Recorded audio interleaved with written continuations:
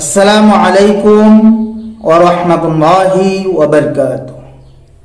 আমি হাবিবুল্লাহ, আপনারা দেখছেন জিনের চিকিৎসা মিডিয়া। সম্মানিত ভাই ও বোনেরা, ইনশাআল্লাহ আজ আমি আপনাদেরকে বলে দেওয়ার চেষ্টা করব, কবিরাজ ভাইয়েরা যদি, অর্থাৎ সাধারণ মানুষ কবিরাজ ভাইয়েরা যদি কোনো নর্মাল জাদুতে আক্রান্ত হয়ে যায়, তাৎক্ষণিকভাবে কিভাবে ওই জাদুগুলো নষ্ট করে দেবে সেই প্রসেসটি। সম্মানিত ভাই, সে উদ্দেশ্যে আজকের আমার এই ভিডিওটি বানানো। তাহলে চলুন কথা না বাড়িয়ে আজকের মূল বিষয় নিয়ে আলোচনা করা যায়। সম্মানিত ভাই, খেয়াল করে শুনেন, যারা মুদাব্বির আছেন তারা তো সকাল সন্ধ্যা 24 ঘন্টা নিরাপত্তার আমল করে থাকেন, সহজে জিন অথবা জাদুতে আক্রান্ত হন না। কিন্তু আল্লাহ না করুক, তারপরেও যদি কেউ আক্রান্ত হয়ে যান, অথবা সাধারণ মানুষ যারা আছেন তারাও যদি জাদুতে আক্রান্ত হয়ে যান, কেমন জাদু? যে মাথা গরম হয়ে গেছে, শরীরে জ্বালা পোড়া শুরু হয়ে গেছে, ঘাড় ব্যথা, মাথা ব্যথা কোনোভাবে ছাড়তেছে না, এই জাদুগুলো সাধারণত আক্রান্ত হয়। বড় বড় জাদুতে সহজে মানুষ আক্রান্ত হয় না, এগুলো চালানি ছাড়া কখনো আক্রান্ত হয় না।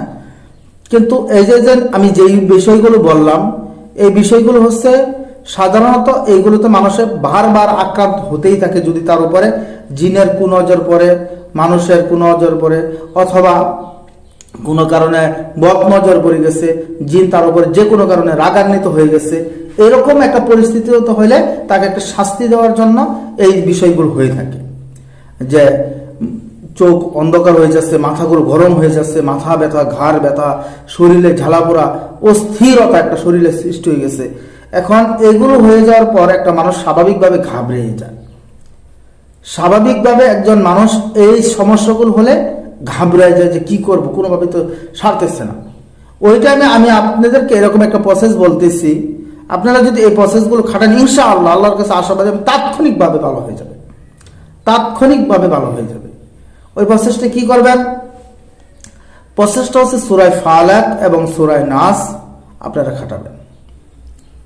এভাবে খাটাবেন, দুরূদ শরীফ পড়বেন। দুরূদ শরীফ পড়ার পর, দুরূদ শরীফ নির্দিষ্ট কোনো সংখ্যা না, আপনার যতটুকু মন চায় অতটুকু পড়তে পারেন। পড়ার পরে আউযু বিল্লাহি মিনাশ শাইতানির রাজিম, বিসমিল্লাহির রহমানির রহিম, কুল আউযু বিরাব্বিল ফালাক ফু দিবেন, মিন শাররি মা খালাক ওয়া মিন শাররি গাসিকিন ইযা ওয়াকাব। এভাবে ফালাক শেষ করবেন। তারপরে কুল আউযু বিরাব্বিন নাস, মালিকিন নাস, এভাবে আপনারা নাস শেষ করবেন। প্রত্যেকটা আয়াত পড়বেন, শরীরে ফু দিবেন। প্রত্যেকটা আয়াত পড়বেন, শরীরে ফু দিবেন।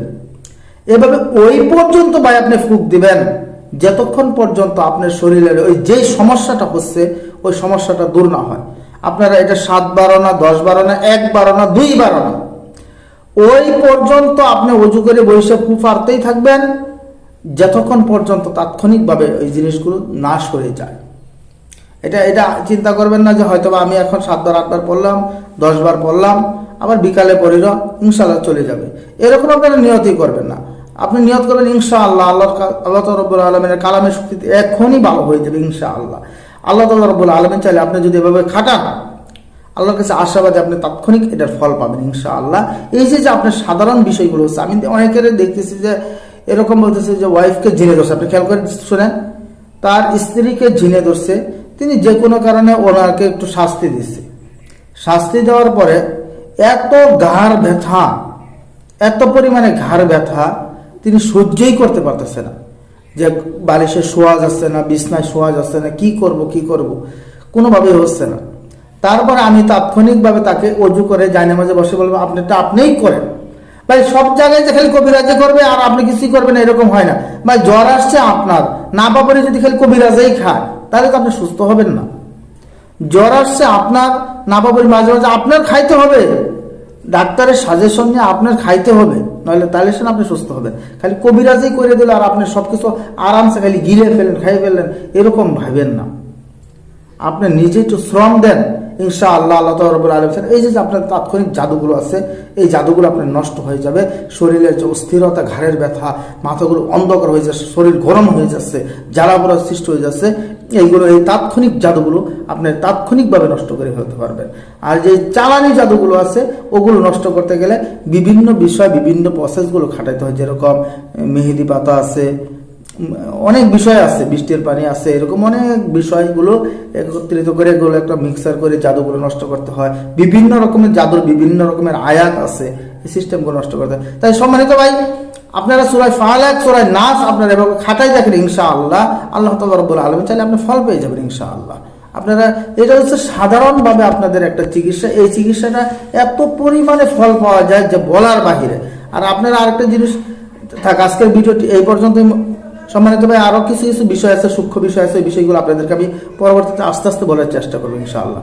সম্মানিত ভাই, আমার জন্য দোয়া করবেন, আমি আপনাদের জন্য দোয়া করি। আসসালামু আলাইকুম ওয়া রাহমাতুল্লাহি ওয়া বারাকাতুহু।